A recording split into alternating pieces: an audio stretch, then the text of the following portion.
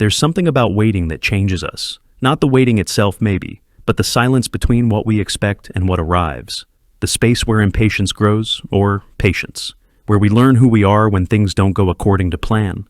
I've been thinking about that lately, about the small moments that test us when no one's watching. It was winter when this happened, early December, I think. The kind of evening where darkness comes too soon and the cold settles into your bones before you've even noticed it arriving. The street was quiet that night, the way neighborhoods get when people retreat indoors, when the world outside becomes just wind and waiting. I was standing at my window with a cup of tea going cold in my hands. I'd been standing there longer than I meant to, watching. Sometimes we become witnesses to things we don't expect. Small dramas playing out under streetlights, moments that change nothing and everything at once. The delivery van had been parked at the end of the street for nearly half an hour. I could see it from where I stood, a white shape under the amber glow of the lamp, engine running, exhaust curling up into the dark like a question mark. 20 minutes late, maybe more. Someone was waiting. Someone was probably checking the time, refreshing a screen, wondering where their package had gone. I knew the feeling, we all do.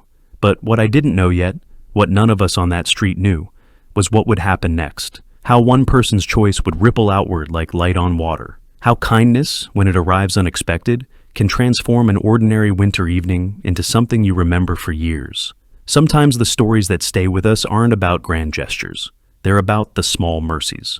The quiet acts that remind us we're all just human, doing our best, trying to make it through. This is one of those stories. Let me tell you about Margaret Chen. She lived 3 houses down from me, in the blue Victorian with the careful garden. You know the kind, the house that looks like someone tends it with love, window boxes even in winter, a wreath on the door that changes with the seasons. I didn't know her well. We'd exchange waves, the way neighbors do, brief conversations about the weather, about the leaves that needed raking, about nothing much at all. But I knew enough. I knew she was the kind of person who remembered your name, who noticed when your mail piled up, who left her porch light on late, in case someone needed to find their way home. That evening, she'd been waiting for a package too. Medical supplies, I learned later. Nothing urgent, but necessary. The kind of thing that matters when you're trying to take care of someone you love. Her husband had been sick, is still recovering, I think. One of those long, slow illnesses that teaches you about time, about patience, about all the small kindnesses that hold a life together. The delivery was supposed to arrive by 6. By 6:30, the tracking information just said, delayed. By 7, it said out for delivery, which is its own kind of limbo. That space between coming and arriving that stretches longer than it should. I saw her check her front porch twice, standing in the doorway, looking down the street, then closing the door softly. Not angry, just resigned. The way we all learn to be when modern life fails us in small, predictable ways. The van sat there, idling. I wondered about that. Why the driver had stopped so far from any house. Why they'd been sitting there so long. It seemed odd, but I didn't think much of it. We've all become strange, haven't we? Used to seeing delivery people sprint from door to door, barely pausing, caught in some invisible race against time and algorithms. But this driver wasn't moving. From my window, I could just make out a shape in the front seat, someone sitting very still. And as the minutes stretched longer, I began to feel something. Not worry exactly, but awareness. That sense we get sometimes that something's not quite right, even when we can't name what it is. The wind picked up. I watched the bare branches of the oak trees sway, watched the streetlight flicker once, twice, watched my own reflection in the window glass. Just standing there, watching, holding cold tea, caught between curiosity and that very modern urge to mind my own business. That's when Margaret's door opened again. But this time, she didn't just look. This time, she stepped out into the cold without a jacket, walked down her front steps, and started walking toward the van. I set my tea down. Something in the way she moved made me pay attention. Not hurried, not angry, just purposeful. Like she'd made a decision and was following through, regardless of what it cost. She walked the length of 3 houses in the cold. Her breath made small clouds in the air. Her slippers, I noticed she was wearing slippers, made soft sounds on the sidewalk that I couldn't hear, but somehow knew were there. When she reached the van, she knocked gently on the driver's window. The window came down slowly. I couldn't hear what they said. I was too far away, and the wind carried sound in the wrong direction. But I could see their faces in the amber light. I could see the way Margaret leaned in slightly, the way the driver looked up at her, and I could see something pass between them that had nothing to do with packages or deliveries or being late. They talked for a long time, 2 minutes, maybe three, which doesn't sound like much, but if you've ever stood in the cold making conversation with a stranger, you know how long 3 minutes can be. Then Margaret did something I didn't expect. She turned and walked back toward her house, but not to go inside. She stopped at her car, opened the back door, and came back with a blanket. One of those thick, heavy ones, emergency kit material. She carried it back to the van and handed it through the window. Then she walked to her house, went inside, and closed the door. The van sat there for another minute. Then slowly, carefully, it started moving again. Down the street, stopping at houses, delivering packages, including, I noticed, one to Margaret's front porch. I stood at my window for a long time after that. There's a moment when you witness something that makes you reconsider what you thought you knew. About people, about kindness, about all the small choices we make when no one's watching, or when we think no one's watching. I wanted to know what had happened, what had been said, why the driver had been sitting there so long, and what Margaret had seen that made her walk out into the cold with blankets and grace. So, the next day I did something unusual. I knocked on Margaret's door. She opened it with that same gentle smile I'd seen 100 times. Invited me in for tea without hesitation, like she'd been expecting someone. Like company was always welcome, even when unannounced. Her house smelled like cinnamon and old books. Her husband was resting upstairs. She gestured vaguely toward the ceiling. She poured us both tea in mismatched cups that somehow felt perfect in our hands. I asked her about the night before, tried to ask casually, like it was nothing. Like I hadn't spent the evening thinking about it, turning it over in my mind like a smooth stone. She smiled, that knowing kind of smile that says she understood why I'd come, what I needed to hear.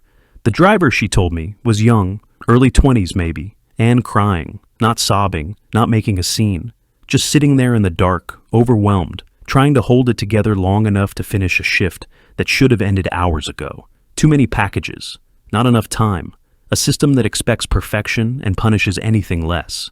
Margaret had seen the exhaustion, the quiet desperation of someone trying their best in a world that doesn't care about best, only about fast, about efficient, about meeting expectations that keep rising no matter how hard you try. She'd asked if the driver was okay, a simple question, but said with such genuine concern that the dam broke a little. The driver had apologized for being late, for crying, for everything. Had explained about the impossible route, the broken scanner, the supervisor who'd yelled, the fear of losing a job they desperately needed. Margaret had listened, really listened, the way so few people do anymore. Then she'd said something that I'll remember for the rest of my life. She told me this part softly, like she was sharing a secret. She'd said to the driver, "You're doing the best you can, and that's enough. It has to be enough, or none of us will survive this world we've made." Then she'd gotten the blanket, because the van's heater was broken, and the night was cold, and no one should have to finish a shift shivering in the dark. When she told me this, Margaret's hands wrapped around her teacup. Her voice was steady, but soft. She wasn't looking for praise, wasn't telling the story to make herself look good. She was just explaining. The way you might explain why you water a plant or close a door softly when someone's sleeping. Because it needed doing, because someone needed help, because that's what we do, isn't it? When we're at our best, when we remember that we're all just people, trying to make it through. I sat there in her kitchen, holding my own warm cup, and felt something shift inside me. A kind of shame, maybe, for all the times I'd waited at my window, watching, judging, wondering why people couldn't just do their jobs better, faster, more efficiently. For forgetting that behind every delay, every mistake, every imperfection, there's a human being. Someone's child, someone trying their hardest, someone who might be falling apart in a van while we check our tracking information and sigh with impatience. Margaret and I talked for over an hour that day. She told me about her husband, about the long months of illness, the endless appointments, the waiting rooms and worry, about how being on the receiving end of care changes you, how it teaches you to see the people who show up, the nurses, the delivery people, the pharmacy staff, all the invisible hands that keep a life running when everything feels like it's falling apart. She told me about a nurse who'd stayed late once, just to sit with them when the news was bad, about a pharmacist who'd called their insurance company 3 times to fight for a medication they needed, about a delivery person who'd carried groceries up 2 flights of stairs without being asked, because she'd mentioned in passing that her husband couldn't manage the stairs anymore. Small kindnesses, small mercies, the threads that weave through our lives and hold us together when everything else feels like it's unraveling. I thought about all the times I'd been that delivery driver, Not literally, I've never driven a delivery van, but metaphorically. All the times I'd been overwhelmed, struggling, trying to hold it together while the world demanded more than I had to give. All the times I'd needed someone to see me, really see me, and say, "You're doing enough." And I thought about all the times I could have been Margaret, but wasn't.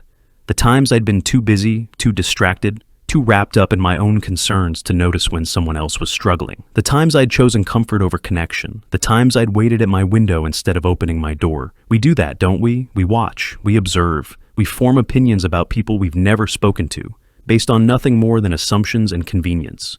We reduce people to their functions, the delivery person, the cashier, the customer service representative, and forget that they're someone's everything, someone's hope, someone's whole, complicated, beautiful, difficult life.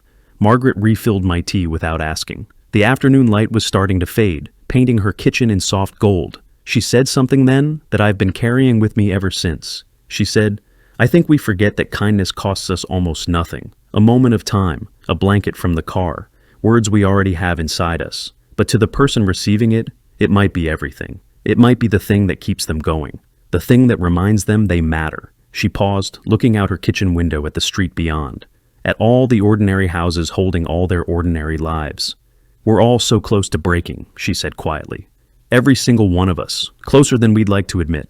And most of the time, what saves us isn't something grand. It's small. It's someone noticing, someone caring, someone taking 20 seconds to be human with us." I've thought about those words almost every day since, about how we've built a world that values speed over humanity, efficiency over empathy, convenience over connection. A world where being 20 minutes late feels like a catastrophe, and we forget that the person we're frustrated with is probably frustrated too, probably tired, probably doing their absolute best with systems that weren't designed for human limitations. The delivery driver didn't know that night would change anything.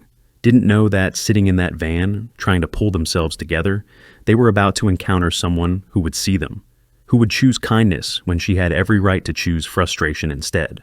And Margaret didn't know that her simple act would ripple outward, that I'd see it from my window and feel something shift, that I'd carry it with me like a touchstone, a reminder of who I want to be when the world tests me with small disappointments and minor inconveniences.